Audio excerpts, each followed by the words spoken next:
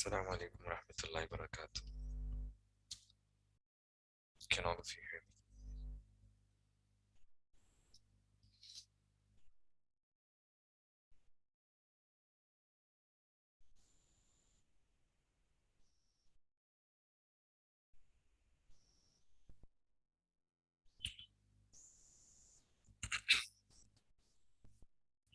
Alhamdulillah wa kafa. Wa salamun ala ibadihi allazina astafa amma ba'd.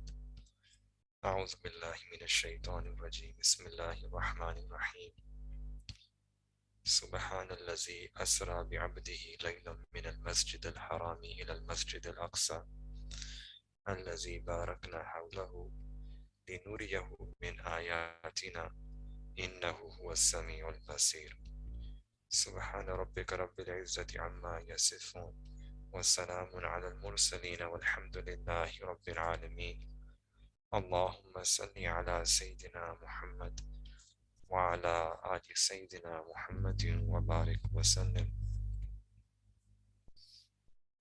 اللهم صل على سيدنا محمد وعلى آل سيدنا محمد وبارك وسلم اللهم صل على سيدنا محمد وعلى آل سيدنا محمد وبارك وسلم.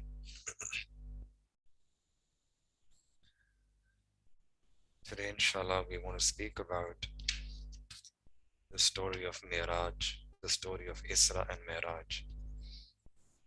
And Allah subhanahu wa ta'ala in the Quran commands us that we should discuss, we should remind each other of those events, those stories by which all of us can remember Allah subhanahu wa ta'ala.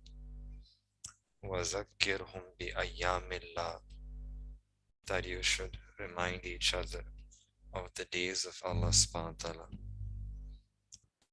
And the story of Miraj and Isra is also mentioned in the Quran in a brief manner when Allah subhanahu wa ta'ala says that Subhanallazi asra bi'abdihi laylan min al-masjid al-harami ila al-masjid al-Aqsa, that all praise and exalted is that being who took his servant, and the Prophet ﷺ, by the night from Masjid al-Haram to Masjid al-Aqsa. And about Masjid al-Aqsa, Allah subhanahu wa ta'ala says, Alladhi barakna hawlahu, whose surroundings we have blessed. And around Masjid al-Aqsa there are barakat of Allah subhanahu wa ta'ala. There are dini barakat because that's the place which used to be the Qibla of the previous Anbiya alayhi salatu wassalam. And many Anbiya alayhi salatu wassalam are buried there in that region. And this is also a place of dunyavi barakat, that Allah subhanahu wa ta'ala has made that land quite fertile. So Allah subhanahu wa ta'ala in Quran mentions that we took the Prophet ﷺ, we took our servant to Masjid al-Aqsa, whose surroundings are full of barakah. Why? لِنُرِيَهُ مِنْ آيَاتِنَا, so that to show him our signs, to show him our special signs. So for example, we'll be looking at this story and what signs happened on this journey, what events happened on this journey, and what did the Prophet ﷺ see in this whole journey. Innahu huwa sami'ul basir, indeed Allah subhanahu wa ta'ala is all hearing and all seeing. So in several ahadith mubarakah, Nabi alayhi salatu wasalam gave us many more details about the events of this journey of Isra and Miraj. And inshallah, when we come, we'll be explaining what those ahadith mubarakah are and what lessons all of us can derive from this story of the Isra and Miraj. So according to the ulama, there are two words that are used. One is called Isra, the other is called Miraj. Isra refers to the journey which the Prophet ﷺ made from Masjid al-Haram in Makkah Mukarramah to Masjid al-Aqsa, which is in Jerusalem. This is known as Isra. And then there was a second journey, which is from Masjid al-Aqsa all the way up to the heavens, the first, second, third, fourth, fifth, sixth, seventh, and then beyond the seventh heaven to a place which is called Sidratul Muntaha, and then beyond that, beyond the Arsh, beyond the Kursi, all the way up into the presence of Allah subhanahu wa ta'ala. This second journey is known as Mi'raj. So inshallah, today we wish to relive and remind ourselves of this journey, these two journeys, and then also try to extract lessons, what lessons we can extract from this beautiful story that happened in the seerah of the Prophet. Now, what is the background, the historical background to this journey? All of us, we know that the Prophet, when he started preaching the message of Islam in Makkah Mukarramah, there was a lot of opposition and there was a lot of persecution, and people who were close, I mean, the family, the relatives of the Prophet, they started opposing Nabi والسلام, and also not just opposing, but planning and plotting, finding different ways in which they could hurt, harm, and make it difficult for the Prophet ﷺ to continue with this message. So, for example, during this time, what happened was that the Quraysh Makkah, they did a civil boycott with the Prophet ﷺ and all those who had brought Iman on the Prophet ﷺ. They exiled them in this particular valley, which is called Shu'bi Abi Talib, which was outside of Makkah Mukarramah. And the Prophet ﷺ, the believers, they were imprisoned. You can say they were just boycotted. No one would meet them, no one would go to them, and they even cut out the supplies for food and drink. And this was a very difficult period. And eventually it lasted for about 1, 2, 3 years. And then finally, this boycott ended. But the persecution still continued. One thing ended, another would begin. So the next thing what happened was, after some time, the Quraysh Makkah, they came to the uncle of the Prophet Abu Talib, and said that Abu Talib, your nephew, is saying bad things to our idols. So you should talk to him, you should speak to him. Otherwise, we will plan something against him which you won't like. So Abu Talib, even though he did not bring Iman, but he had sympathy, compassion for his nephew. He called the Prophet ﷺ and said that this is what the Quraysh Makkah have said to me, and they're willing to, if you want any woman that you want to marry, so they are willing to offer you any woman in Makkah Mukarramah. If you want some wealth, they're willing to give you whatever wealth you want. But what they want from you is that you take back this message, you leave this preaching. And then Nabi Wasallam, upon hearing this, he very famously replied and said to his uncle that if they were to place the sun in my right hand and the moon on my left hand, still I will not go back on this message. I will continue preaching this message, or Allah subhanahu wa ta'ala takes away my life. Then a few months passed by, and this was also the year when the uncle, the Abu Talib, he passed away. And Abu Talib, he was a very big support for the Prophet ﷺ, and the Prophet ﷺ felt that void, that emptiness, that support was lost. And in the same year, Nabi ﷺ also left his wife, al-Mu'mineen Khadija radiallahu ta'ala anha. She also passed away. And this was a double loss, a double sadness. And that's why the Prophet ﷺ termed this year as Amul Huzn, as the year of grief. That both the uncle and the Amma Khadija radiallahu ta'ala, both of them, they passed away. And now the Quraysh Makkah, it was open territory for them. They could do whatever they wanted because that support was gone. So when Nabi Wasallam realized that these people will not bring Iman, so the Prophet was hopeful that outside of Makkah Mukarramah, in a place called Taif, maybe because the wetness of the Prophet Halima Sadia, she was from Taif. So the Prophet ﷺ thought that maybe let me go to Taif and take this message there with this nisbat that my witness was from that particular tribe in Taif, and perhaps someone might accept this message. So Nabi Salatu Wasalam, in one riwayah it comes he walked alone. In another riwayah it comes that he walked with someone, one person with him as a helper. And they came to Taif, and in Taif there were three leaders, and each one of them they listened to the message of the Prophet ﷺ, but each one of them not only rejected but they started criticizing, opposing that message. And then they put these boys and they let those boys go and chase the Prophet ﷺ out of the city. And this was the way they humiliated the Nabi ﷺ, and they tried to dishonor the Prophet ﷺ. They're putting boys who would chase the Prophet ﷺ. They would pelt the Prophet ﷺ with stones. And it comes that Nabi ﷺ was struck by those stones and blood started coming out. They injured the Prophet ﷺ. And when the Prophet ﷺ, then he sought a refuge and he went, there was a garden there. And in that garden, Nabi ﷺ, he uh, made this very historical dua, that dua of Taif, which is mentioned in the books, which is a beautiful dua which all of us should try to memorize and also ponder over the meanings. Where Nabi Salatu Wasallam made this beautiful dua, that Allahumma ashku, that Allah, I ask you, I complain to you of my grief. And I ask you that, Ya Allah, are you upset with me that you have handed me over to these people who are so angry with me, who are pelting me? And oh Allah, if you are upset with me, then it's necessary for me to please you and keep on pleasing you until you become pleased with me.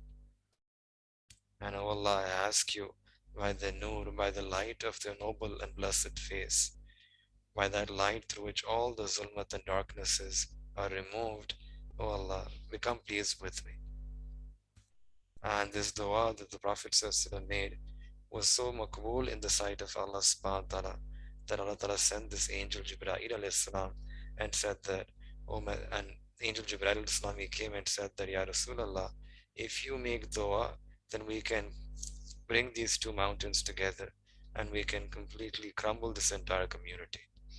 When Nabi Sallallahu Wasallam was sent as Rahmatul lil Alameen, as a mercy for all the alam, and Nabi Wasallam did not make a bad dua, rather made dua in the favor of those people of Taif and said, this is my qawm, Allahumma hdi qawmi, O Allah, guide my qawm, فَإِنَّهُمْ لَا يَعْلَمُونَ, for they do not know. And then Nabi Wasallam came back from Taif, again very saddened, very grieved by all what happened, that none of the people accepted Islam, and this is how they treated the Prophet ﷺ. So in that state of sadness, in that state of grief, when the Prophet ﷺ came back, he came to Makkah Mukarramah and he came to the house of Hani, who was her cousin. And then at the house, the Prophet ﷺ made a very ajib dua and said that I wish there was a friend who who could support me. I wish for my Rafiq, who could remove my sadness, who could give me contentment in my heart. And the Prophet ﷺ was making this dua, and then with that sadness, Nabi Wasallam, he went to sleep in the house of Hani. And this was the night when this incident of Miraj began, this journey started. And from this we can understand a very important nukta that the ulama have mentioned, that Nabi Wasallam at this time, he had acquired so much humility, humbled himself before the Prophet, humbled himself before Allah subhanahu wa ta'ala. And when a person, they humble themselves before Allah, right? Like the Prophet making such a ajizana dua, a dua full of humility, that, oh Allah, I need to please you, become razi with me. So displaying that humility, expressing that humbleness, when a person lowers themselves for the sake of Allah Ta'ala, then this is the sunnah and the habit of Allah, that Allah subhanahu wa ta'ala gives a rafat, Allah Ta'ala elevates that person. So Nabi Wasallam acquired tawazu and humility on this night, in this whole story, coming back from Taif. And the same at the same time, Allah subhanahu wa ta'ala gave this miraj, this elevation to the Prophet sallallahu. So this is a lesson which applies to all of us. That whenever a person they lower themselves, acquire humility for the sake of Allah, then Allah Ta'ala will increase them, Allah Ta'ala will elevate them, Allah Ta'ala will increase their honor, their izzah. But the key thing is that we're supposed to humble ourselves not because we're seeking honor, not because we're seeking that elevation. We are humbling ourselves because we are the abd of Allah Ta'ala. We are the servants of Allah Ta'ala, the slaves of Allah Ta'ala. And this is why we see even in the Quran when Allah Ta'ala mentions about this story, the word that Allah Ta'ala uses for the Prophet is not that we took the Rasul with us or we took the Nabi with us. Subhanallazi asra bi abdihi laylan. That we took, that exalted is that being who took his servant, right? Who took his servant by the night. And this abdiyat, the servanthood, the servitude to Allah subhanahu wa ta'ala, this is the maqam. This is the greatest maqam that a person can get, can have when they lower themselves before Allah Ta'ala. In a hadith, the Prophet said, Man tawaza'a lillah rafa'ahullah. That whoever lowers themselves for the sake of Allah, Allah subhanahu wa ta'ala will give elevation. Allah Ta'ala will increase the rank of that person. Allah Ta'ala will give honor, will give raf'at to that person. So on this night, Nabi Wasallam was sleeping in the house of Hani, and Sayyidina Jibreel Wasallam, he came. He came and he came from the sky and he entered from the roof and he started pressing the feet of Nabi Wasallam. This is another adab that we learn. That when there is an elder who's sleeping, so the way to wake that person up is not that you start calling their name, but rather you are careful about the rahat, the comfort of the other person. And so you can start pressing their feet and they will notice that you're here and then they will open their eyes and then you can tell them to wake up. So this is what Sayyidina Jibreel والسلام, he did, started pressing the feet of the Prophet ﷺ. Nabi والسلام, he opened his eyes but didn't see anyone. So again, he went back to sleep. But again, Sayyidina Jibreel al-Islam continued to do this. And then the Prophet he opened his eyes and saw Sayyidina Jibreel al-Islam. And then Sayyidina Jibreel al-Islam said that, Ya Rasulallah, that Allah subhanahu wa ta'ala has sent his salam to you and Allah subhanahu wa ta'ala wants to meet you. Inna rabbaka yushtaq ilayk. That Allah subhanahu wa ta'ala has a shock. Allah ta'ala desires to meet you. So then Sayyidina Jibreel al-Islam, he took Nabi al-Islam with him to what we call today as Hatim. Hatim is that area which is like the semicircle near the Khane Kaaba Baitullah Sharif. And there, Sayyidina Jibreel al-Islam, he performed what you can call an operation on the heart of the Prophet. This is known as Shakk-e Sadr. That the heart of the Prophet, the chest of the Prophet was split open. And then the heart of Nabi Islam was taken out. And it was washed with Ab-e Zamzam. And then the nur and the tajalliyat of Iman and Hikmat. Iman and Hikmat. The nur and tajalliyat of these two things were placed inside the blessed heart of the Prophet. So the heart, the blessed heart of the Prophet was washed and was filled with the nur of Iman and filled with the nur of Hikmat, wisdom. And then this heart was again placed back in the chest of the Nabi Wasallam, and it was stamped with the mohr, which is known as the seal of Nabuwwat. That's why the Prophet is known as Khatamun Nabiyyin. And with this began the journey. Now Nabi Wasallam was ready.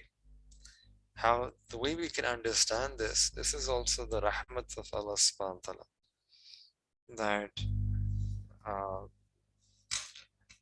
Why did this event of Shakke Sadr happen?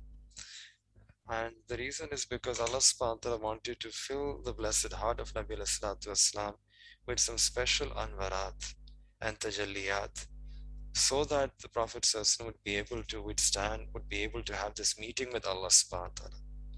Right? Just like all of us are commanded that before we pray our salah, we're supposed to make wudu. Prayer is also a type of a miraj, right? So before we have our miraj and before we come and in the presence of Allah Ta'ala and begin our salah, for us the condition is that we need to be in a state of wudu.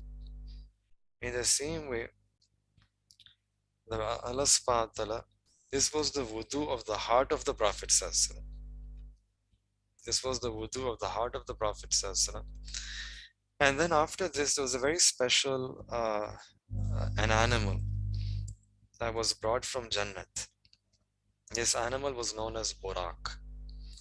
And in the Riwayat, it's mentioned that it's white in color and it's something like a donkey or a horse in the middle.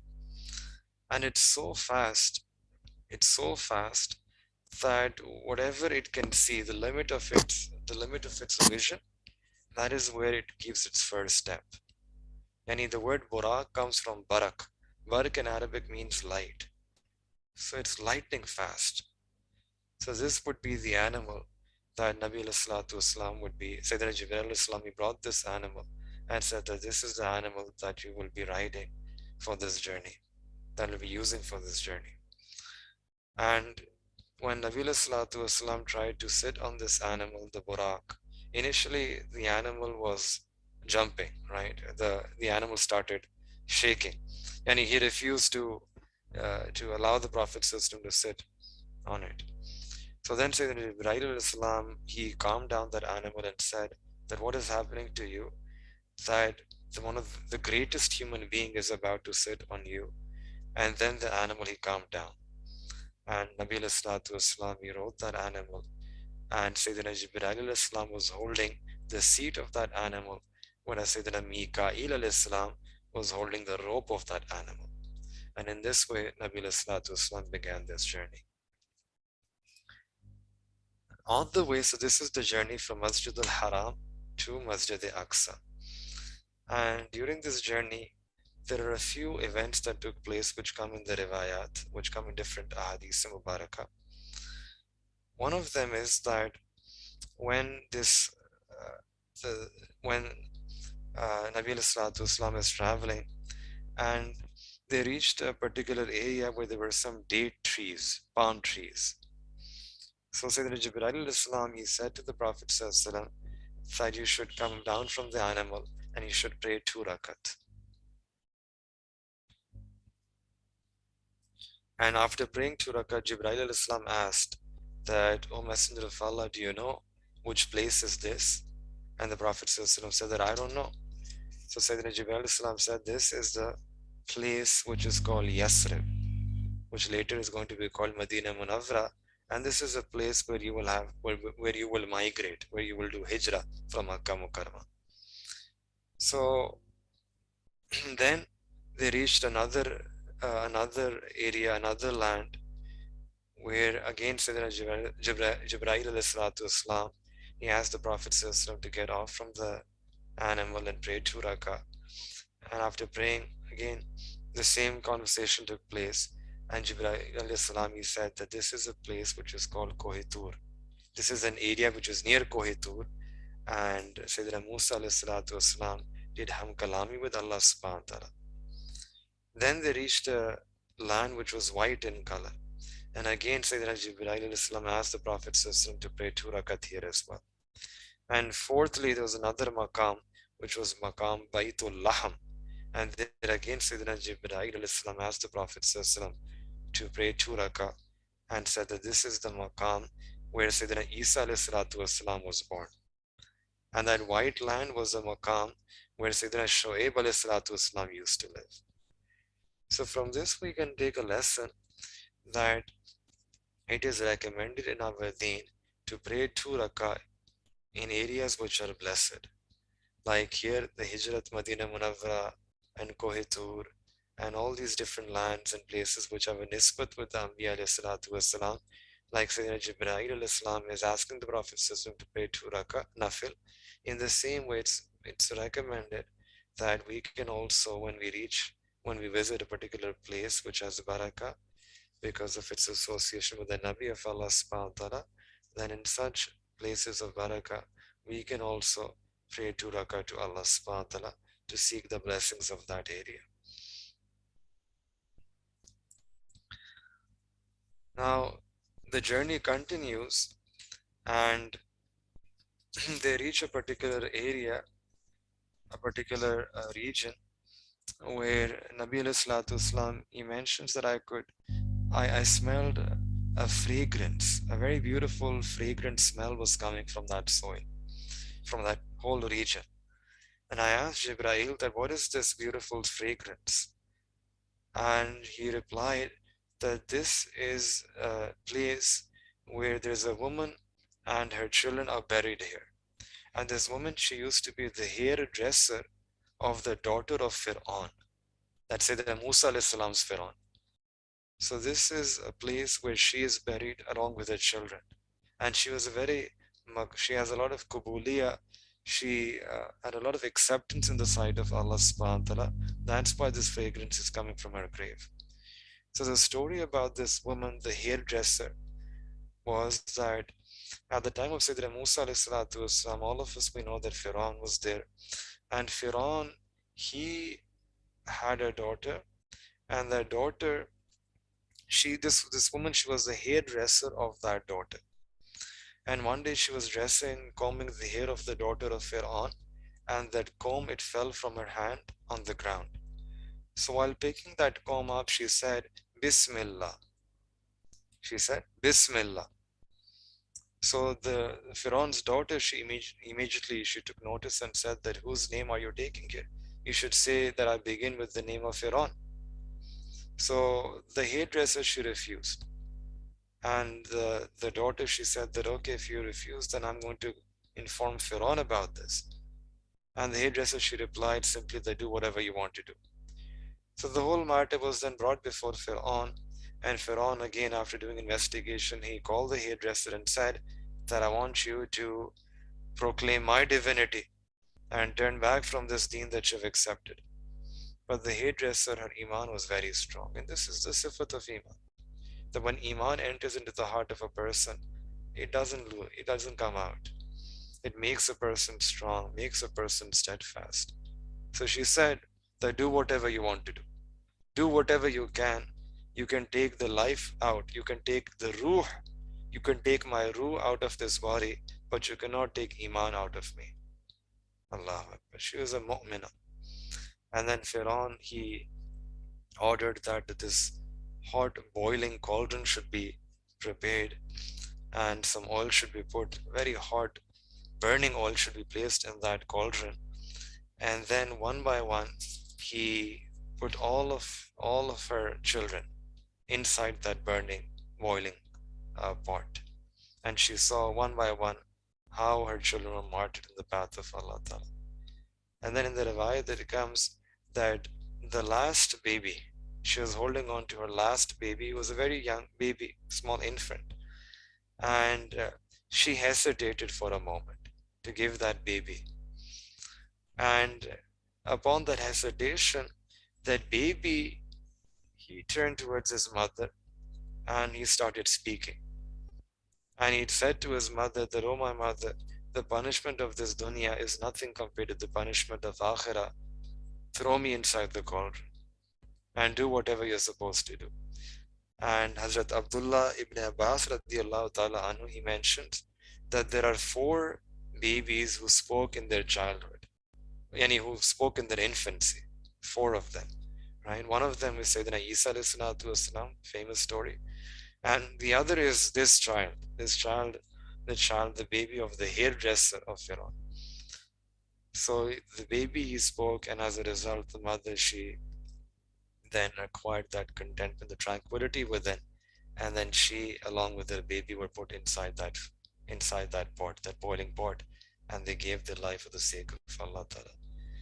So this is that area, this is that land where she is buried, and this fragrance is coming from her grave.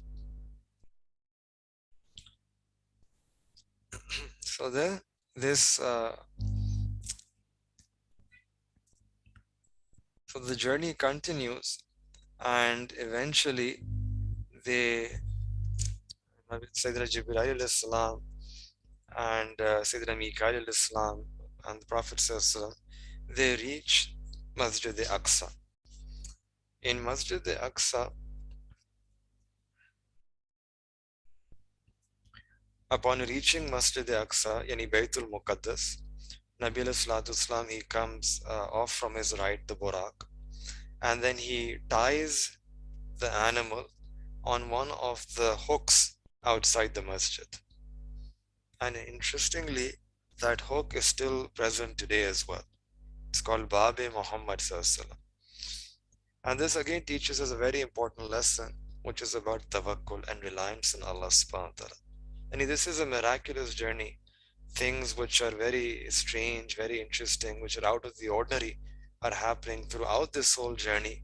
And yet we find that here Nabi Islam is teaching us a very important lesson, which is that you tie the animal and then you rely upon Allah subhanahu wa ta'ala.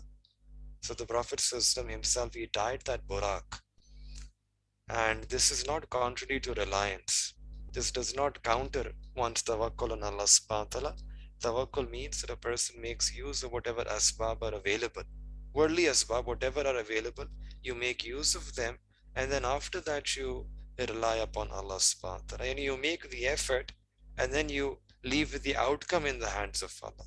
The result, the consequences in the hands of Allah ta'ala, but you still make that effort. So Nabi Wasallam tied the animal, and then the Prophet ﷺ, he entered the masjid. Upon entering the masjid, there's all this barakat and rahmat was there. And the Prophet ﷺ prayed 2 rakat tahiyyatul masjid with a lot of khushu and khuzu. And then to welcome the Prophet ﷺ, inside the masjid, there were all of the Anbiya ﷺ were present. From Sayyidina Adam ﷺ all the way till Sayyidina Isa ﷺ, every single Nabi of Allah subhanahu wa ta'ala was there to welcome the Prophet ﷺ, and they were all standing in saf, in a line. They were all standing in this saf, in lines, and Nabi ﷺ, he asked Sayyidina Jibreel, who are these people? And Sayyidina Jibreel replied that these are the Anbiya of Allah subhanahu wa ta'ala, and they are praising Allah ta'ala, and they're sending durood and salawat upon you. And all of them are acknowledging this fazilat, this honor that Allah subhanahu wa ta'ala has given you. And in the riwayat it's mentioned that all the Anbiya ﷺ were there, both in body and ruh. All the Anbiya ﷺ in jism and ruh, they were present in that gathering. And then, like we said, that they were all lined up for salah. So Sayyidina Jibreel then he took the hands of the Prophet and asked the Prophet to lead them in salah. And then Nabi he went ahead, and the Prophet led all the Anbiya in salah, in Jama, in Masjid al-Aqsa. And by this amal, this was a practical, Allah Ta'ala practically wanted to demonstrate. And Nabi is Imamul Kul. Nabi Wasallam is the Imam, is the leader of all of creation. This was a practical demonstration that the Prophet ﷺ is also Imamul Anbiya wal Mursaleen. Nabi Wasallam is the leader of all the prophets, of all the messengers. It was practically demonstrating by leading all the prophets and messengers in the Salah. So once the Salah was completed, then Nabi Wasallam came outside of the masjid and the Prophet was a bit thirsty. So Sayyidina Jibreel he presented 4 pyalas.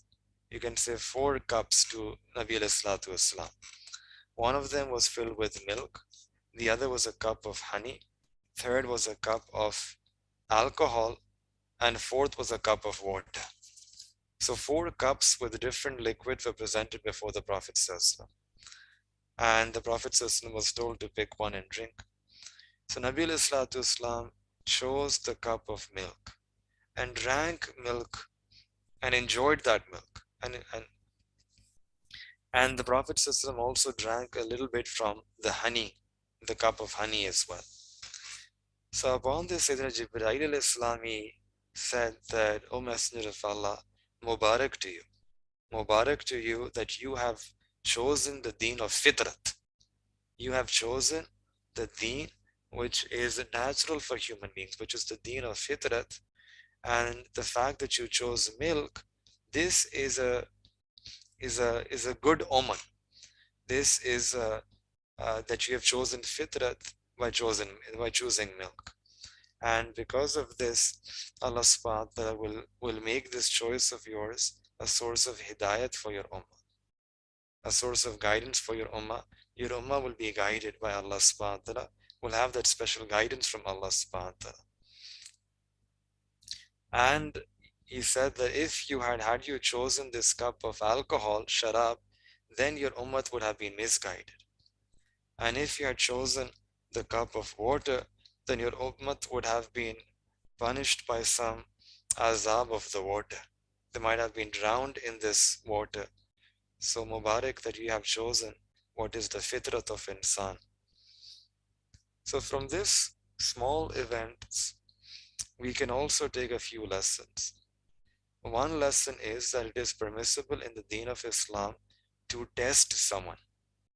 This whole concept of testing, taking imtihan, we can see Sayyidina Jibreel alayhi salam, he was taking this imtihan, he was asked to take this imtihan, this test of the Prophet ﷺ, and that's why I presented the Prophet ﷺ with 4 types of drinks. And when the Prophet ﷺ passed that test, this also shows that when someone passes, when they succeed, then you should show your happiness and joy, right, for the other person. Then you should show that you're glad that the other person was successful in this test. And a second lesson that we can extract from this is that when some guest comes to your house, then a person should try to present them with more than what is necessary, right? If you want to host someone, if someone comes for some food or some gathering or some da'wah, so, one should try to be slightly extravagant, in the sense not limit choices to just one thing, eat this or leave, right? But rather a person should present options to their guest. So if they are, maybe they want to eat one thing, or maybe they, because of their restrictions, they might eat something else. So give them options. Like here we find that Sayyidina, when the Prophet ﷺ was thirsty, wanted something to drink, Sayyidina Jibreel ﷺ gave options, not just water, but gave 4 options to the Prophet ﷺ. So this is another lesson that we can learn, which is about mehman nawazi, being hospitable towards our guests, generous towards our guests. One way of showing this hospitality is by presenting our guests with some options so that they can choose whatever they want to eat or whatever they want to drink. Now, after coming out of Baytul Muqaddas, Masjid al-Aqsa, now there was this was the start of a second journey. And now in the Hadith Mubarakah it comes that another you can say another vehicle, another savari, another ride was brought for the Prophet ﷺ. So the task of Burak was over. Now there was another ride, and the name of that ride is mentioned as Raf. And if we try to translate this into English, that what was this ride like? It was a ride which would take a person up into the skies, upwards. It was like, in one sense, you can say it's like an elevator, right? Like type of an elevator through which a person could climb up, could travel upwards, all the way upwards, right? Through the different skies, through the different heavens, right? The first, second, third onwards. So Borak was that ride which took the Prophet ﷺ from Masjid Haram in Makkah Mukarramah to Masjid Aqsa. And now the second ride, which is called Raf, is that a ride which will take the Prophet ﷺ from Masjid Aqsa all the way up, beyond the seven heavens, and then finally into the presence of Allah subhanahu wa ta'ala. So like I said, that the first part of the journey from Masjid al-Haram to Masjid al-Aqsa is called al-Isra, like in Quran. Subhanallazi asra bi abdihi. And the second part of the journey, which is from Masjid al-Haram, Masjid al-Aqsa, all the way up to the heavens, is known as Mi'raj. So Sayyidina Jibreel alayhi salatu wasalam was with the Prophet sallallahu, and now the journey upwards on the heavens, it begins. So when the ride reaches the door of the first heaven, Sayyidina Jibreel alayhi salam, he knocks at the door of the first heaven, the first sky, right? The first sky, there is a door, bab of that door. Sayyidina Jibreel alayhi salam, he knocks on the door of that first sky. So there's an angel from the inside who asks that, who is it? And Sayyidina Jibreel alayhi salam mentions his name, that this is Jibreel. He asks further that, who is with you? And it said that this is Nabi of Allah subhanahu wa ta'ala, Sayyidina Rasulullah sallallahu alaihi wasallam. Further, it's asked that is this meeting called upon by Allah subhanahu wa ta'ala?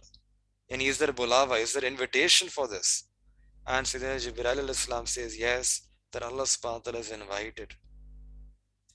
So then that angel who was at the door of the first sky, he opens the door and he welcomes. He says, marhaba, marhaba, marhaba, marhaba. And he says that your coming here may it be blessed. And he opens the door wide open for the Prophet ﷺ. And then Sayyidina Jibreel alayhi salam and the Prophet ﷺ, they enter and they reach the first sky. Again, there are one or two lessons that we can take from this part. One is that whenever you want to enter a person's home, whenever you want to visit someone, you knock at their door and you should take permission before coming in. This is adab. This is etiquette.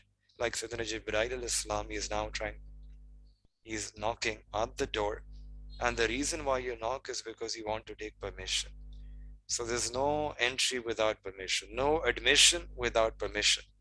This is the adab in our deen as well, that you should always take permission before you enter someone's room, someone's house, some gathering, even sitting, right? If 4 or 5 people are sitting in a gathering and you join, you should take permission that can I join you, right? So this is just Islamic basic etiquettes that you take permission. Second adab is that when you are given permission, then you should say salam, right? You should say salam. And if you are asked that, who is it? So it's not just merely sufficient that you say it's me. No me, but rather a person should introduce themselves by telling their name. Like here, when the angel asked that, who is it? So Sayyidina Jibreel alayhi salam mentioned his name, that this is Jibreel. So we should also, whenever someone asks us that who is it, right, we should tell our name so that we don't have to inconvenience the other person, right? That person doesn't have to guess that who is me, right? We make it easy for the other person, think about the convenience of the other person, and hence we should introduce ourselves properly so that there is no confusion, there is no ambiguity. When Nabi sallallahu alaihi wasallam, when the Prophet ﷺ come, when they reach the first sky, the first heaven, there the Prophet ﷺ, they see that there is a very buzurg, a very pious, very elderly buzurg, a man who is who, when he sees the Prophet, when the Prophet ﷺ sees him, Nabi ﷺ says salam to him. In fact, Sayyidina Jibreel ﷺ tells the Prophet ﷺ that you should say salam because he is Sayyidina Adam ﷺ. So then the Prophet ﷺ says salam to Sayyidina Adam ﷺ, and Sayyidina Adam ﷺ, he replies and says wa alaikum assalam, and marhaba, again marhaba, welcome O my pious son, welcome, O pious Nabi of Allah subhanahu wa ta'ala. So from this again, one or two adab that we can learn is that when a person comes from the outside and they meet a few people who are already sitting there, then the person who's coming from outside, it's his responsibility to say salam. That person who's coming from the outside, it's upon him to say salam first, irrespective of his rutba or daraja. Even if he is higher, even if he's a teacher, even if he's more pious, right? The person who is entering should say the salam to those who are already sitting in that gathering. Like in this case, Nabi Salatu Islam is the traveler. The Prophet entered upon Sayyidina Adam salam. So the Prophet said salam. And another lesson from this is that when a guest comes to your place, then you should welcome your guest. And you should say something so that you can express your happiness and joy upon the arrival of the guest. Like we see here in the response of Sayyidina Adam والسلام, that when the Prophet ﷺ came to meet him, Sayyidina Adam والسلام, he replied that marhaba, wa alaikum assalam, marhaba, marhaba. Marhaba means welcome, welcome, welcome, right? Expressing your happiness, joy, right? Not that a person is frowning and silent and giving the impression that why did you come? Aisa nahi, right? But you should show with your facial expressions, with your words, right, that you're welcoming. And like Sayyidina Adam al-Islam says that marhaba, O pious son, O my pious son, O pious Nabi of Allah subhanahu wa ta'ala. And Sayyidina Adam al-Islam also made dua khair for the Prophet sallallahu. At that time, the Prophet saw that Sayyidina Adam al-Islam was also then sometimes he would look at the right side. And there were some people there on the right side, he would look at them and he would smile, he would become happy. And then he would turn towards his left, and then he would look at people there and he would become sad. So Nabi Islam asked Sayyidina Jibreel Islam that what is this? What does this mean? And the angel he explained that the people on the right side, they are the ruh of those who are destined for Jannah. And Sayyidina Adam al-Islam, he looks at them and he becomes happy that these of my awlad will be going to Jannah.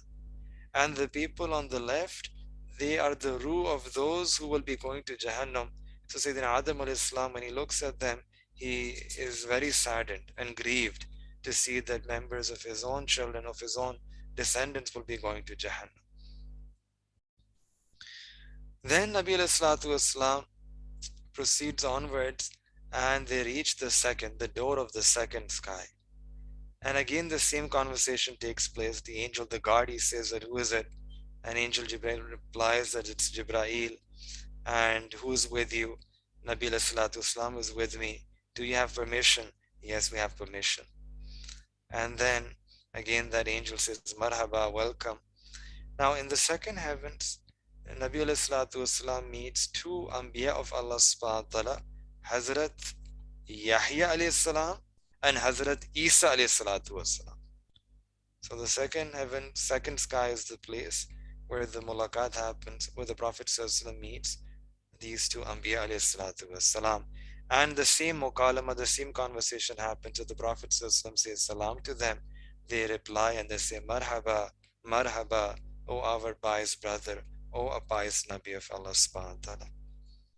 Then the Prophet proceeds onwards towards the third sky, and there Nabi Islam, same conversations happen at the door, and then the Prophet meets Sayyidina Yusuf Islam here in the third sky. And it's interestingly in a riwayah it's mentioned that when the Prophet met Sayyidina Yusuf Islam, later on Nabi Islam said that truly Waqai Sayyidina Yusuf Islam is very beautiful. Right? Yani Allah subhanahu wa ta'ala has given truly a very special beauty and husn and jamal to Sayyidina Yusuf alayhi salatu wasalam. Then Nabi alayhi salatu proceeds onwards to the fourth sky, and there the Prophet meets Hazrat Idris alayhi salatu wasalam. And then towards the fifth sky, where the Prophet meets Hazrat Harun alayhi salatu wasalam. And then onwards towards the sixth sky, where the Prophet meets Sayyidina Musa alayhi salatu wasalam. and then finally onwards to the seventh sky, where the Prophet ﷺ meets Sayyidina Ibrahim alayhi salatu wasalam. And interestingly, on the seventh sky, Sayyidina Ibrahim alayhi salatu wasalam was also very beautiful. And the Prophet ﷺ sees that Sayyidina Ibrahim alayhi salam is sitting with his back resting against Baytul Ma'mur. Now, what is Baytul Ma'mur? Baytul Ma'mur is the Qibla of the angels in the seventh sky. And it's right above Baytullah Sharif in Makkah Mukarramah. Yani if Baytul Ma'mur was to fall down, hypothetically, it would fall straight onto Baytullah Sharif in Makkah Mukarramah. So just like Baytullah Sharif is our Qibla, we do Tawaf. In the same way, in the seventh sky, this is Baytul Ma'mur, which is the Qibla of the angels of Allah Ta'ala. The angels are doing Qibla. Every day, 70,000 angels, they do Tawaf of Baytul Ma'mur. And that angel who once gets a chance to do Tawaf, he will not get a chance to do Tawaf until Yawm al-Qiyamah. Allahu Akbar. So many angels are there. Right? It's just a once in a life opportunity for the angels. So, Sayyidina Nabi alayhi salatu wasalam, he says salam, and Sayyidina Ibrahim alayhi salatu wasalam, he replies to that salam, and he also greets that marhaba, O my pious son, because the Prophet was from the Awlad, right? So, O my pious son, and O pious Nabi of Allah subhanahu wa ta'ala. Which interestingly, there's a few other something. The conversation also includes one more thing, and he said that Ibrahim alayhi salam, after he's saying salam and after making dua to the Prophet for the Prophet sallam, he also says he addresses the Prophet sallam and says that when you go back to your ummah, convey my salam to your ummah. Convey my salam to your ummah. And the ulama, they have mentioned that since Sayyidina Ibrahim alayhi salatu wasalam, he asked the Prophet sallam to convey his salam to his ummah. And now whoever in the story of Mi'raj, when they reach this point and they realize that Sayyidina Ibrahim alayhi salatu wasalam has sent salam to all of us, we are the ummah of the Prophet sallam. So when we realize that Sayyidina Ibrahim alayhi salam has said salam to all of us, we should give a reply. And we should say, wa alayhi salam wa rahmatullahi wa barakatuhu. This is mustahab. That we say salam, we give jawab to that salam of Sayyidina Ibrahim alayhi salatu wasalam. Allahu Akbar. And second thing, Sayyidina Ibrahim alayhi salatu wasalam, so all of us should say this, right? Because alhamdulillah, now we got this ilm. So we should say it's recommended that we give jawab to this salam that Sayyidina Ibrahim alayhi salatu wasalam sent for all of us. And the second thing Sayyidina Ibrahim alayhi salatu wasalam said to the Prophet sallam was that when you go back and meet your ummah, convey to your ummah that the sand of Jannat is beautiful. The sand of Jannat is fertile, and the water of Jannat is very pure and sweet. But the plains of Jannah, the Jannat itself is plain. It's a plain land. It doesn't have any trees. But the way to get trees in Jannat is that they should recite, your ummah should recite 4 kalimas. Number 1, Subhanallah, Alhamdulillah, La ilaha illallah, Wallahu Akbar. That whoever wishes to have trees in Jannah and plants in Jannah, an area in Jannah, then they should try to increase their tasbihat of these 4 kalimat. And again, the ulama have mentioned that what this means is that Jannat, the land of Jannat is fertile and the water is sweet and pure, but the trees are not there yet. So by saying these tasbihat, by remembering Allah Ta'ala, by doing the zikr of Allah subhanahu wa ta'ala, we can grow these trees in Jannah, and then automatically they will keep on growing on their own, right? We don't need to keep watering them, right? The land is fertile and the water is pure and sweet. We don't need to worry about that. We just need to put the seed. And the seed is to just increase our zikr of Allah subhanahu wa ta'ala, and particularly increasing our these 4 tasbihat of Subhanallah, Alhamdulillah, La ilaha illallah, and Wallahu Akbar.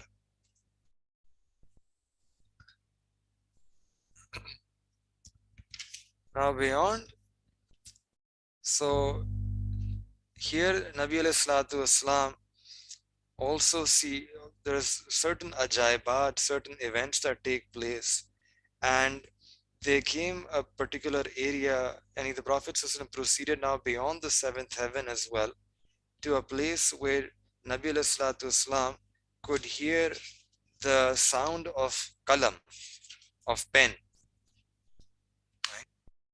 Which is the sound of loho, the preserved tablet, and the kalam. And the Prophet ﷺ saw that with his own eyes, that the angels who were sitting and writing the ajr and reward for the amal. So the sound of the kalam, the sound of those pens, was also heard by the Prophet ﷺ. And this was also an area, a region which is known as Sidratul Muntaha. Sidratul Muntaha. What is Sidratul Muntaha? Sidratul Muntaha is now beyond the seventh heaven. Sidra in Arabic means it's a type of a tree. Sidra. In Urdu we call this berry, right? Berry. I'm not sure what the correct English translation of this word would be, but it's a particular type of a tree, and this is a tree which is there. The roots of this tree are in the sixth heaven, and the branches of this tree, they proceed in the seventh heaven. Sidra. And it's called Sidratul Muntaha. It is called Muntaha. Why? Because the ahkam, because the angels, they can proceed up till this point. They cannot go beyond this point. And this is also the place where there is Jannah and Jahannam. Because in Quran, Allah Ta'ala mentions, Inda Sidratil Muntaha, Indaha Jannatul Ma'wa. The near Sidratul Muntaha is Jannatul Ma'wa. In a riwayat, Hazrat Abu Sa'id Khudri radiallahu ta'ala anhu, he says that the Prophet sallallahu prayed 2 rakah at Baytul Ma'mur, right? And then after praying 2 rakah in Baytul Ma'mur, the Prophet sallallahu went up to this maqam, this Sidratul Muntaha. And then from there, the Prophet sallallahu went to Jannat and entered into Jannat and was given a tour of Jannah. And then the Prophet sallallahu saw the manazir of Jannat and also saw the manazir of Jahannam. Both Jannat and Jahannam were shown to the Prophet ﷺ. So in a riwayat, we find a bit more detail about what the Prophet ﷺ saw in Jannat. Nabi ﷺ saw that in Jannat there are some people who have put seeds in the ground, and then they're able to cultivate the crop. And as soon as they're cultivating their crop, again the crop comes out. And again they cultivate that crop, and again the crop comes out. And they keep harvesting their crop, and the more they're harvesting, the more crop, the more yield is coming out. So Nabi ﷺ asked Sayyidina Jibreel that what is this? And he replied that, O Messenger of Allah, this is the example of the pious members of your ummah who did pious deeds, and they're getting the reward for their amal. And they're getting the barakat in their life, and they're getting multiple barakat. Like these multiple harvests that a person is getting in the same day. In the same way, these pious people, because of their pious amal that they did in the dunya, Allah subhanahu wa ta'ala is multiplying the barakat. Their barakat will continue to multiply. Acha, in that halat, the Prophet ﷺ then also heard the sound of someone. So the Nabi ﷺ was very surprised and asked Jibreel that whose sound is this? Someone, I can hear the sound of someone's walking. Angel Jibreel, he replied that, Ya Rasulallah, this is the sound of one of your Sahabi. Sayyidina Bilal radiallahu ta'ala an. When Sayyidina Bilal radiallahu ta'ala anhu, he's walking on the earth, we can hear the sound of his walking here in the Jannat. The sound of his foot, the sound of his walking can be heard in Jannat. So Nabi alayhi salatu wasalam asked that why is this so? And he replied that Ya Rasulallah, that Allah subhanahu wa ta'ala has given him such a maqam of kubuliyat. He is so makbul in the sight of Allah subhanahu wa ta'ala that when he keeps his feet on the ground on the face of this earth, we can hear the sound of that step here in Jannat as well. Allahu Akbar Kabir. This is called kubuliyat indallah. Very important lesson. Otherwise, if you look, there are two things in our deen. Kubuliyat, which is acceptance in the sight of Allah, and then the other thing which is called kabiliyat. Kabiliyat means our ability, our skill set, our intelligence, our looks, our complexion, etc. If you look at the story of Sayyidina Bilal radiallahu ta'ala an, we see that as Bilal radiallahu ta'ala an, he did not have normally what we call kabiliya.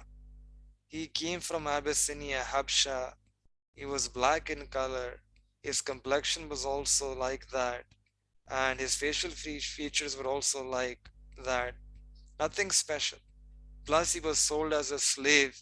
So, all that list that we have of Kabiliya, this skill, this skill, this skill, Sayyidina Bilal radiallahu ta'ala anhu, he had none of those things. But he had his ahad, his iman. His iman and how steadfast he was on his iman that they would put these heavy boulders on his chest and make him lie under the hot sun of Makkah Mukarramah. Yet he would not give up his iman. He would continue chanting ahad, ahad, ahad. That was the kubul. That was the reason of this kubuliyah. Allah subhanahu wa ta'ala gave him this incredible kubuliyah that his footsteps could be heard in Jannat for the creation of Jannat. Then Nabi alayhi salatu Islam was taken to Jahannam, was shown the manazir in Jahannam. And there the Prophet saw that there are some people in Jahannam, they're cutting their own lips. Right? And there is an angel who's cutting their lips. And as soon as their lips will cut and protrude and begin to fall down, right? Again, the lips would be generated on their own, and again the angel would start cutting the new lips. And this person would be in a lot of pain. So the Prophet ﷺ asked the Jibreel, who are these people? And it was said that, oh Messenger of Allah, these are those people who use their tongue to spread negative propaganda. There are people who are just sunai baate, listening to one thing and spreading it, spreading rumors. And with that, they're spreading fitna and fasad. So these people who just spread whatever they hear, and because of that talk, because of their speech, they make people badguman of others. They put this ill thought, distrust in the hearts of other people. This is how they will be punished in Akhirah, that the angels will be cutting their lips. Then Nabi Wasallam saw that there were some people and the angels were unka gala daba rahe, right? Were suffocating them, were pressing their necks. And whenever the angel would suffocate them in that particular way, that person would be in a lot of pain. He would be shrieking, he would be shouting, and then the angel would let him go. And then again would clasp him, and again would start pressing his throat. And again he would release, and again start pressing. This would continue. So Nabi asked the Jibreel that who are these people? And it was said that, Ya Rasulallah, these are those members of your ummah who used to give takreer, who used to give lectures, used to give talks. But with their talks and lectures, they wanted to create disputes between people. They wanted to create fractures between people. They wanted to create splits between the ummah. And today, this is how they will be punished. That Allah will say to them that this ability to speak that Allah Ta'ala gave to you was to unite people, not to disunite people, not to make people go further away from each other. So this is how they will be punished. And then the Prophet ﷺ saw that there were some people that their faces were of a pig, but the rest of their body was a human. The face was a pig, but the rest of the whole body was a human. So the Prophet ﷺ was surprised and asked Jibreel, who are these people? And he replied that, Ya Rasulullah, these are those people who would lie, who would give false testimony, who would lie using your name for the sake of their prophet, for the sake of their friends, for the sake of saving themselves from temporary embarrassment. They would do ghalat bayani. They would lie, they would deceive others, and now this is how Allah Ta'ala will punish them on the day of Qiyamah. Allah Ta'ala will change their faces. Like they would change their testimony and give false testimony, Allah subhanahu wa ta'ala will also change their faces, make them into pigs. Then the Prophet ﷺ saw that there were some women who were shouting, and the voice that was coming out from their mouth was like a dog, and they were all barking like dogs. And the Prophet ﷺ asked Jibreel, who are these people? And was said that, Ya Rasulullah, these are those women who in the dunya used to curse their husbands. And because of that, this is how Allah Ta'ala will punish them in Akhirah. Then the Prophet ﷺ saw that there were some people who had a very short height, and a whole mountain was placed on top of their head, and they would be crushed under the weight of that mountain. And then again they would restore their height, and again a second mountain would be placed on their head, and they would be crushed under the load of that mountain, and this silsila would continue. So Nabi Wasallam asked Jibreel, who are these people? And the reply was given that, Ya Rasulullah, these are the mutakabbirin of your ummah. Those people who used to be arrogant, who had this pride that we are something, who would think big about themselves, right? Who would do takabbur, that who can be like us, we are superior, all other people are inferior to us. So this is how they will be punished, that Allah Ta'ala will Zalil would embarrass them, would humiliate them in this way on the day of Qiyamah. This is an usul, that saza min jinsil amal. Whatever the type of disobedience or the sin that they would do in the dunya, the punishment would also have some type of nisbat with that amal. So they would try to be mutakabbir, would be arrogant, they would be brought down, their arrogance would be crushed, right, on the day of Qiyamah in this way. Then the Prophet ﷺ saw that there were some people who were carrying wood on their back, and this heavy weight of wood, and they would not be able to lift up that wood, and as a result they would fall down, and again the angels would put further load on their back, and then further load on their back. They won't be able to carry the first load, let alone the second, third, fourth load. Then the angels will be placing on their back.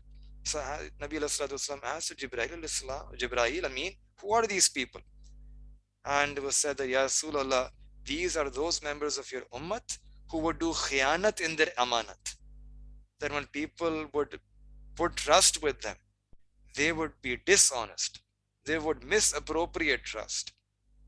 They were not trustworthy. They would violate those trusts, and now this bhari boj, this heavy burden, is being placed on their head, on their shoulders.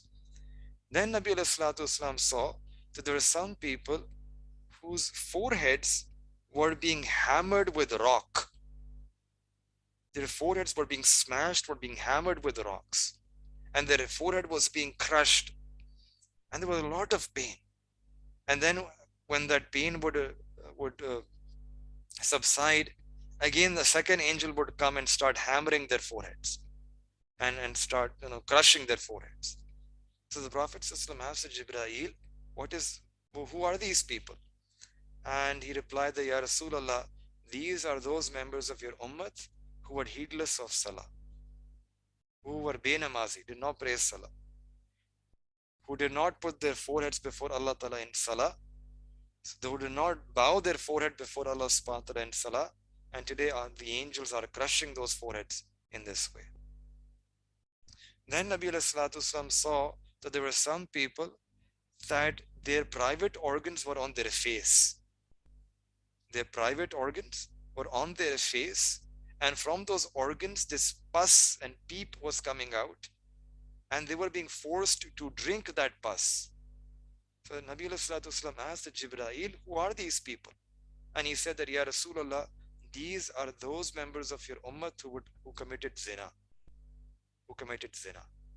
Those men who committed zina, those women who committed zina, today their private organs are being placed on their face. This pus is coming out and they'll be forced to drink that pus. And then Nabi Wasallam saw some people who were eating their own flesh. They would tear up their flesh from their arms and elbows, and they would be forced to eat their own flesh. So Nabi Wasallam asked Jibreel, who are these people?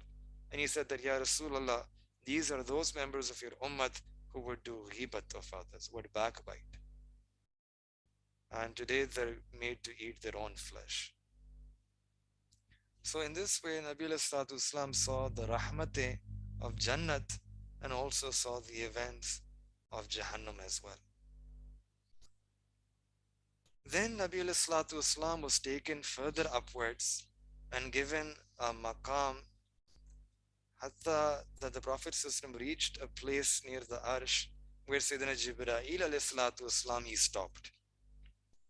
He stopped and said that I cannot proceed ahead. I can only stay with here. Now you have to go on alone.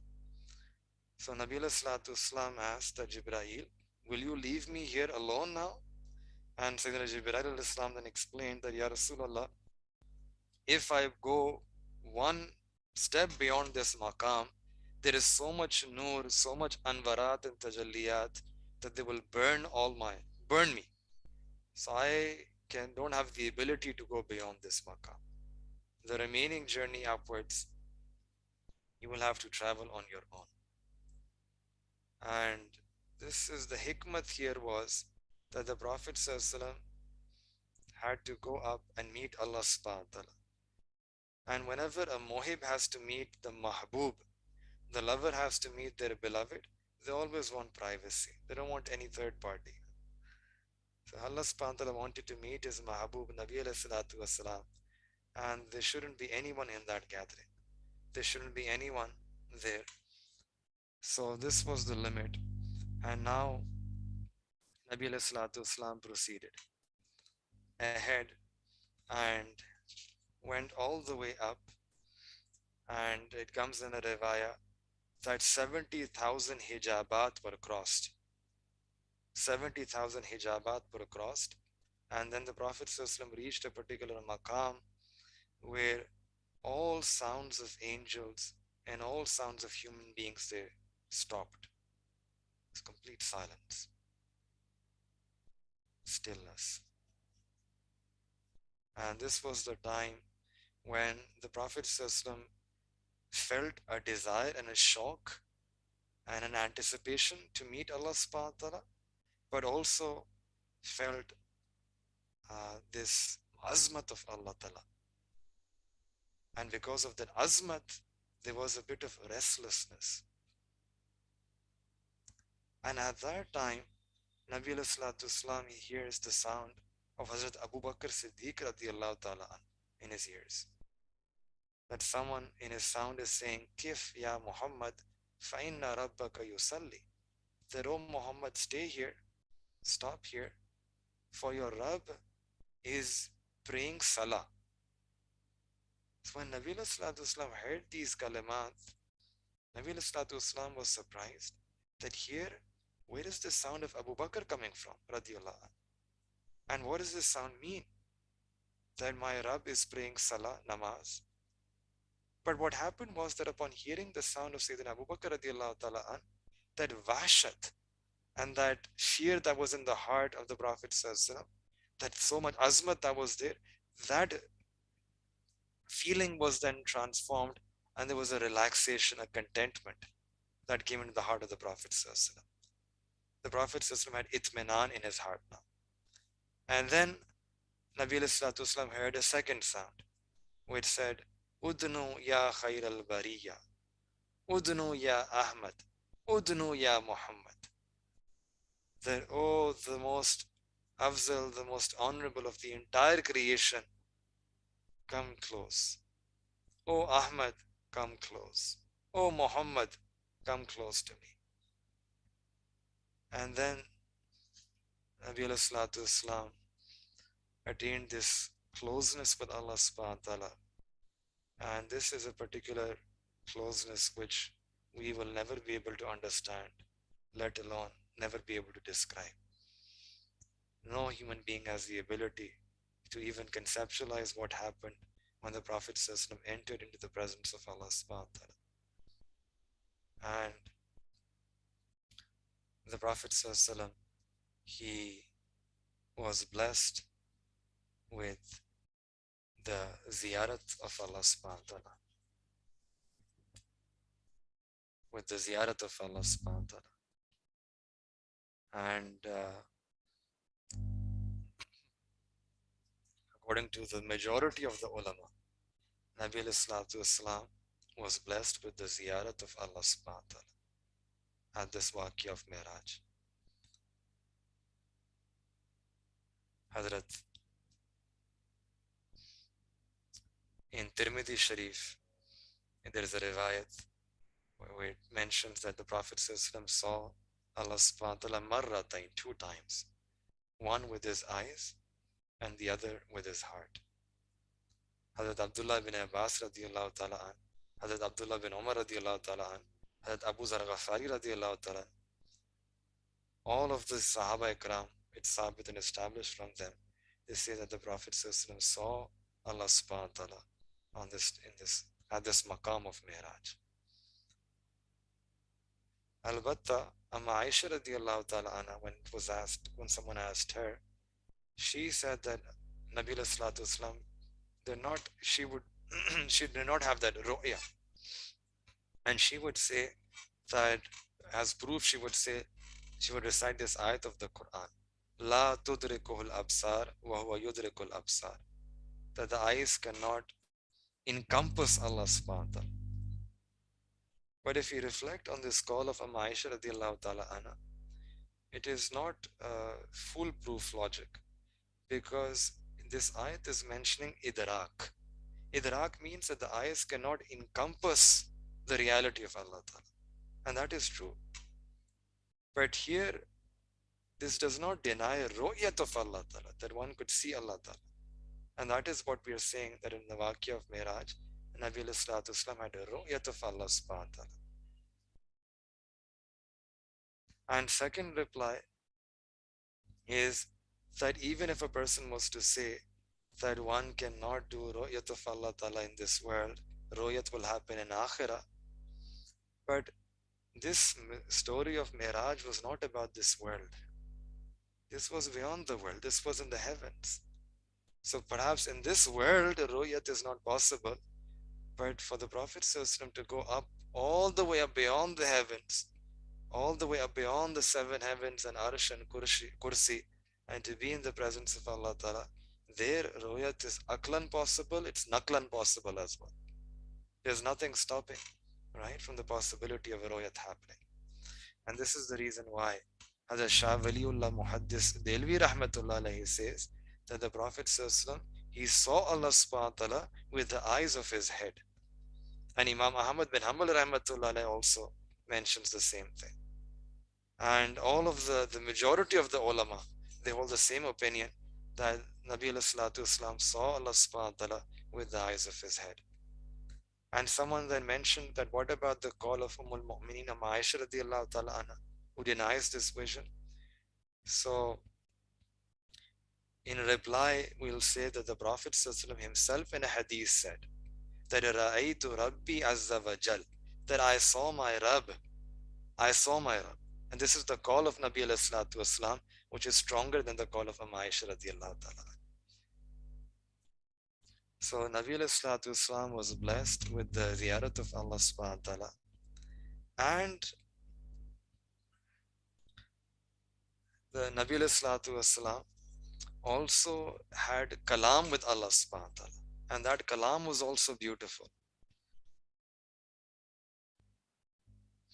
that when Nabi Salatu Islam was in the presence of Allah subhanahu wa ta'ala, so ubudiyat came ghalib upon Nabi Salatu Wasalam. Ubudiyat.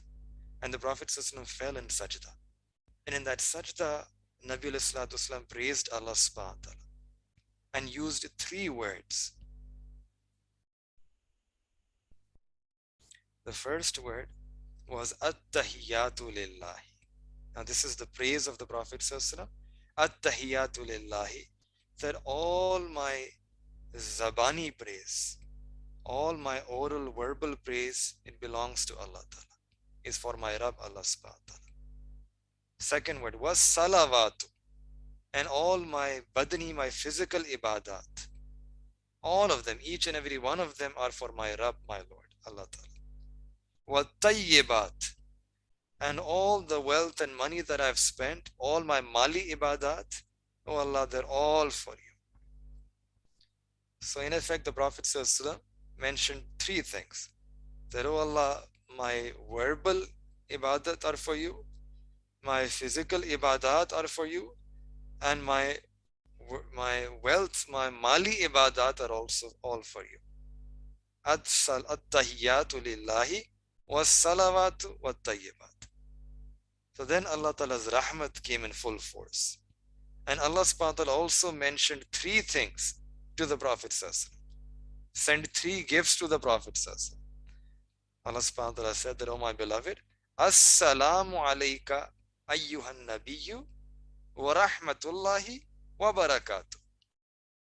That aapke upar salamti ho, may salamti, may peace be upon you, and may the rahmat of Allah Ta'ala be upon you, and may the barakat of Allah subhanahu wa ta'ala be upon you. Assalamu alayka ayyuhan nabiyyu.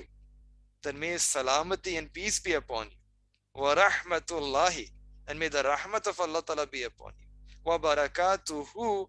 And may the barakat of Allah Ta'ala be upon you.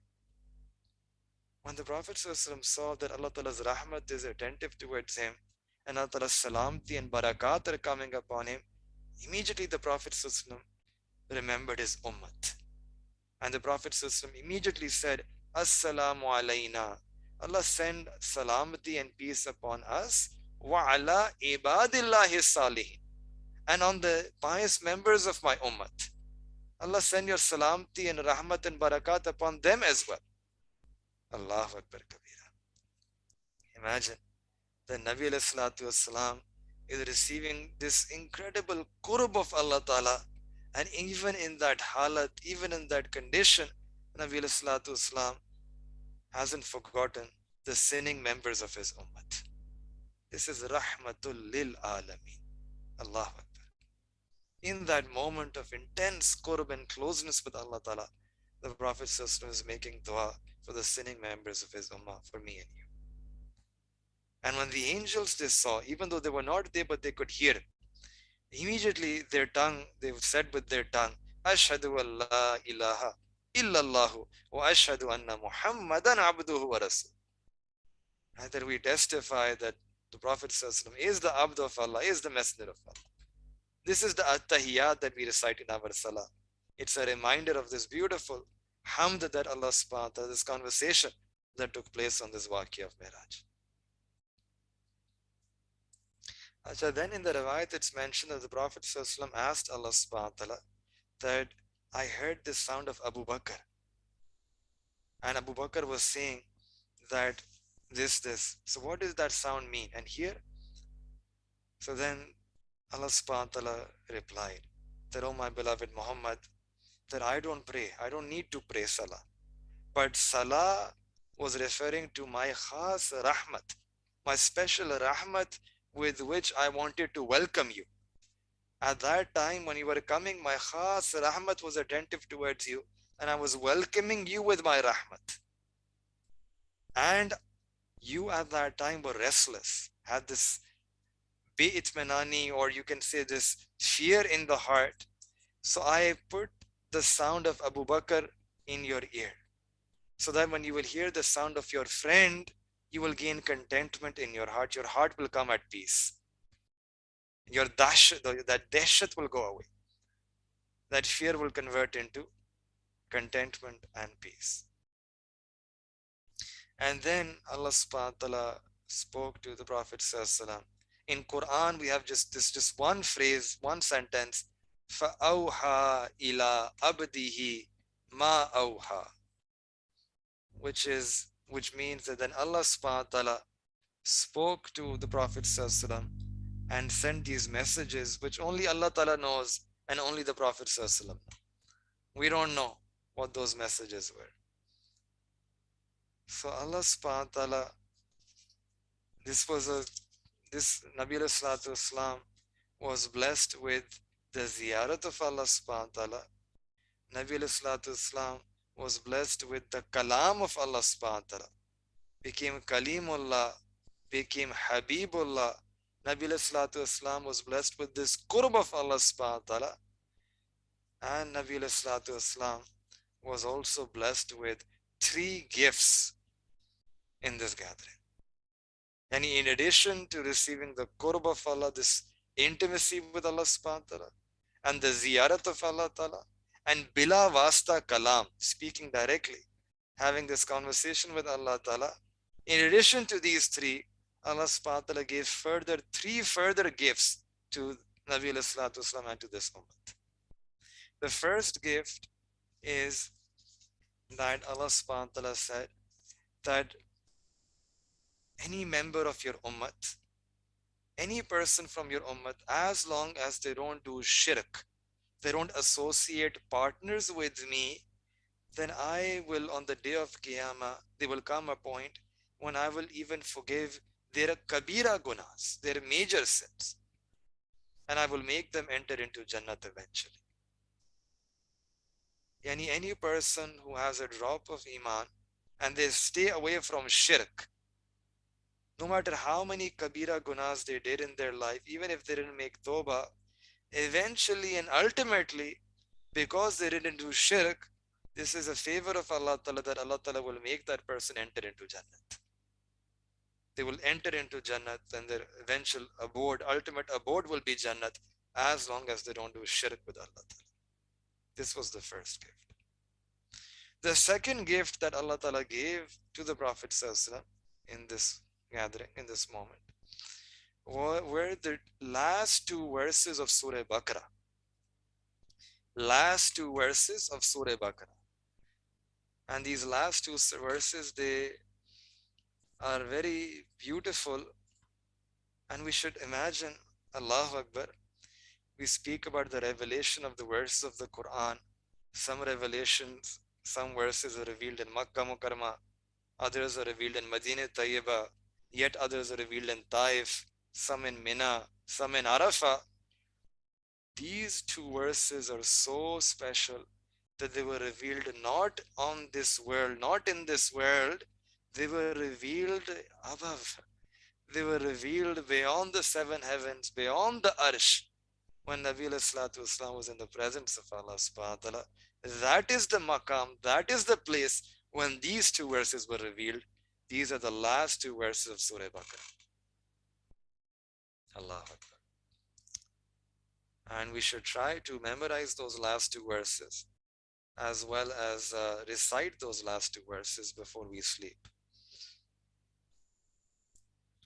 These last 2 verses, they begin with آمن الرسول بما أنزل إليه من ربه والمؤمنون كل آمن بالله وملائكته وكتبه ورسله لا نفرق بين أحد من رسله وقالوا سمعنا وأطعنا غفرانك ربنا وإليك المصير. And then the last line, which is all about dua. And the reason why these 2 ayat are very beautiful is about the dua that a person is making to Allah Ta'ala and the rahmat and the maghfirat that they're asking from Allah Ta'ala. La yukallifu Allahu nafsan illa wus'aha laha ma kasabat wa alayha maktasabat Rabbana la tu'akhizna in nasina. Now the duas begin. Rabbana la tu'akhizna in nasina aw akhtana. That, oh Allah, don't hold us accountable if we slip or if we make a mistake, if we forget. Rabbana wa la tahmil alayna isran kama hamaltahu ala alladhina min qablina. Oh Allah, don't put upon us a burden that you put upon the ummah before us. رَبَّنَا وَلَا تُحَمِّلْنَا مَا لَا طَاقَةَ لَنَا بِهِ. O our Rabb, do not put upon us a booj, a burden that we don't have the ability to bear. وَاعْفُ عَنَّا. O Allah, overlook our mistakes. وَاغْفِرْ لَنَا. Allah, forgive us. Shower us with your maghfirah. وَارْحَمْنَا. Allah, shower us upon us your rahmah. Anta maulana. Allah, you are our Mawla. You are our guardian, our support. Fansurna ala al-qawmil kafirin.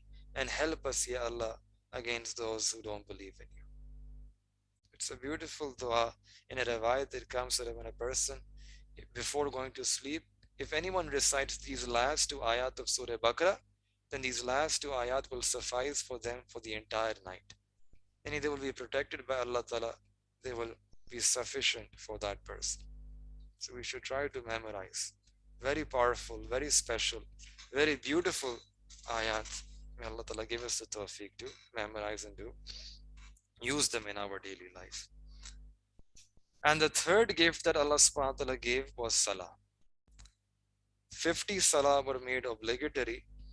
And then when the Prophet received this gift, Nabi Islam was very happy and came down and went beyond the seventh heaven, came down to the sixth heaven. In the sixth sky, the Prophet met Sayyidina Musa والسلام. And Sayyidina Musa والسلام said that, what did Allah Ta'ala gift you with? And he knew that Allah Ta'ala will send some gift. So ask, what gift did Allah Ta'ala give you? So Nabi Islam mentioned that Allah Ta'ala gave me this gift of 50 salah for my ummah. And then Sayyidina Musa Islam, wishing well for the ummah, for us, said that my ummah Bani Israel was also given salah, and they were given 2 salah, but they were not able to fulfill those 2 salah. 50 will be too much for your ummah.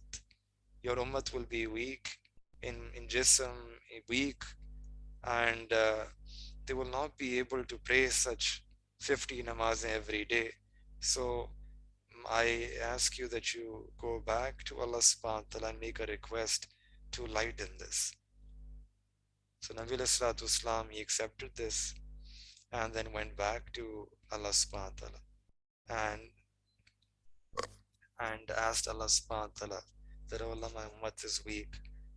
Can you lighten this further?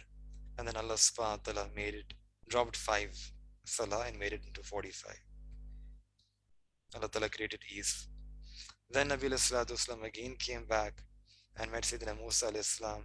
Sayyidina Musa Islam again asked that, and the Prophet said that now it's 45.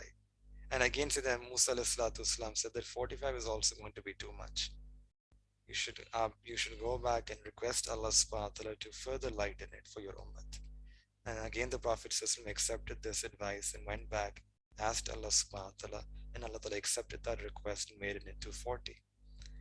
So this conversation continues, and Sayyidina Musa Islam keeps giving this mashwara out of his goodwill, right? Out of his khair khwahi for this ummah. And Nabi Islam accepts this mashwara, and the salah, they keep on decreasing until 5 salah become mandatory. And now after 9 times going up and down, when the Prophet for the 9th time, when Nabi Islam comes to meet Sayyidina Musa Islam and mentions that now 5 salah have been made mandatory, Sayyidina Musa Islam still replies with the same, that even 5 will be difficult. But this time Nabi Islam mentions that I have haya. I feel embarrassed going back before and asking for leniency than this. So then the Prophet it remains 5 salah. But Allah subhanahu wa ta'ala then announced that my hukum does not change. My hukum was for 50. If your ummah will pray 5 salah, I will give them the reward for 50. Because for every neki, for every good deed that they do, we will multiply that ajr 10 times. So they will pray 5 salah, but they will be given the ajr of 50 salah. And the Prophet ﷺ came back to Masjid al-Aqsa, and again the Prophet ﷺ led all the Anbiya alayhi salatu wasalam in Salah in Masjid al-Aqsa.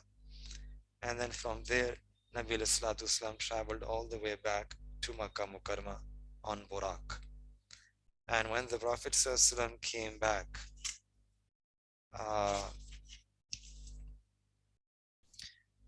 came back to his house, to his room, he felt the warmth of that bed. The bed was still warm, and the the the the door was still vibrating.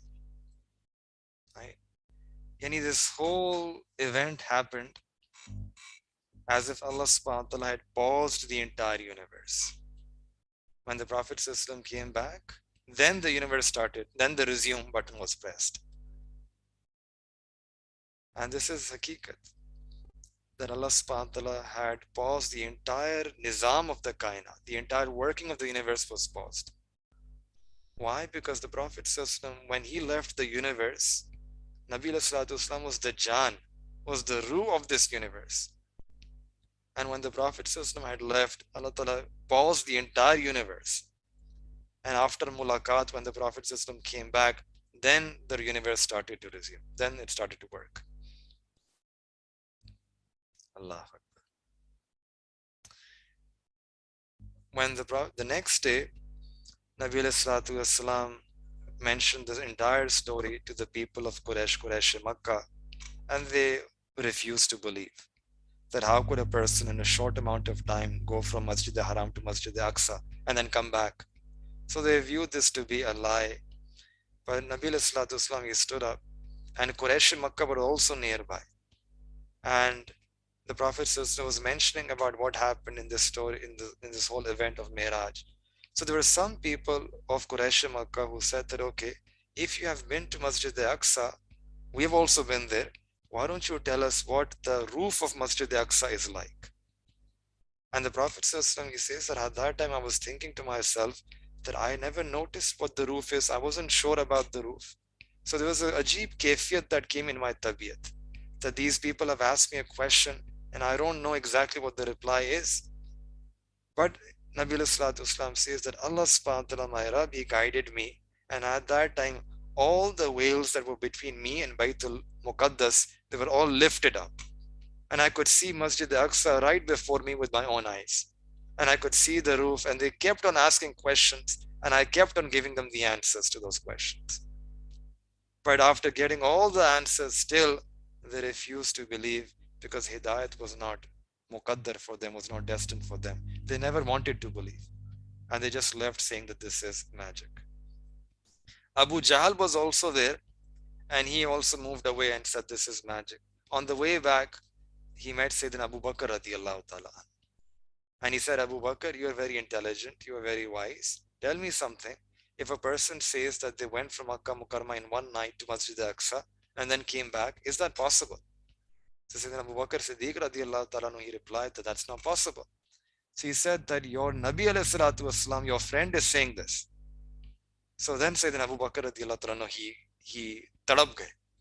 Right? And immediately he said that if my beloved Nabi alayhi salatu wasalam is saying this, then I testify that he is saying the truth. And truly this would have happened.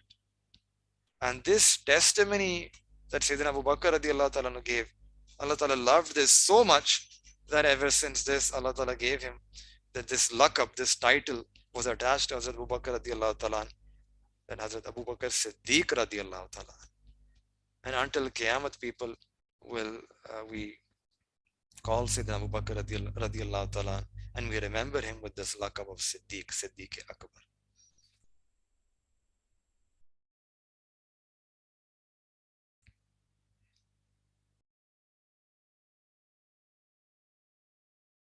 So this completes our story, and one final lesson that all of us we can take from this is that we should try, the purpose of revisiting, reliving the story was so that we can strengthen our talaq with the Nabi alayhi salatu wasalam. Allah subhanahu wa ta'ala has blessed us to be this best ummah, this ummah of Nabi alayhi salatu wasalam. We should try to have muhabbat, try to send durood and salawat on the Prophet sallallahu alaihi wasallam. And this tohfa, this gift of salah that Allah Ta'ala has given us, This is a beautiful gift. As-salatu mirajul mu'min. And we should try to praise Salah as if this is our miraj. So may Allah Ta'ala give all of us the tawfiq that we can increase our muhabbat for Nabi alayhi salatu wasalam, that we can improve our salah. May Allah subhanahu wa ta'ala grant us a ruhani miraj. The way Allah Ta'ala gave the Prophet a jismani miraj. May Allah Ta'ala through this ibadat of salah bless each and every one of us with a ruhani miraj. May Allah Ta'ala enable all of us to act on these lessons, these teachings. Wa akhiru da'wana and alhamdulillahi rabbil alameen.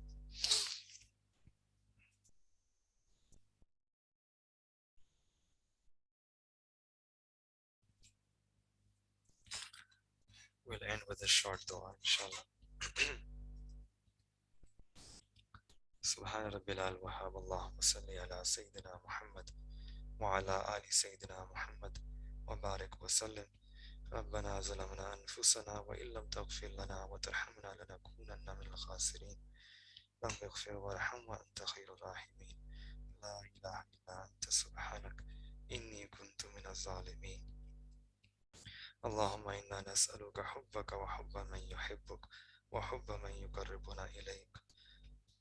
اللهم إنا نسألك إيمانا كاملا ويقينا صادقا ورزقا واسعا وقلبا خاشعا ولسانا ذاكرا ورزقا حلالا طيبا وتوبة قبل الموت وراحة عند الموت ومغفرة ورحمة بعد الموت والعفو عند الحساب والفوز بالجنة والنجاة من النار برحمتك يا عزيز يا غفار.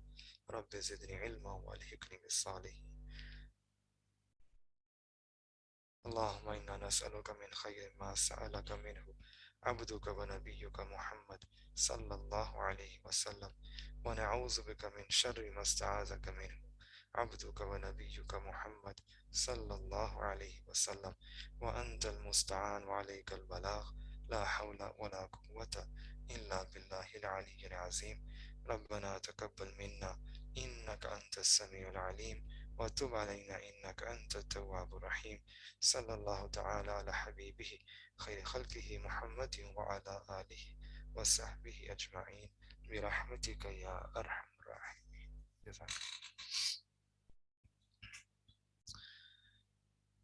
There will be no Sharia Essentials class today. One of my Hadith teacher at Darul Karachi just passed away a few hours ago, so I have to go for Janaza Salah. So we won't have our next class today.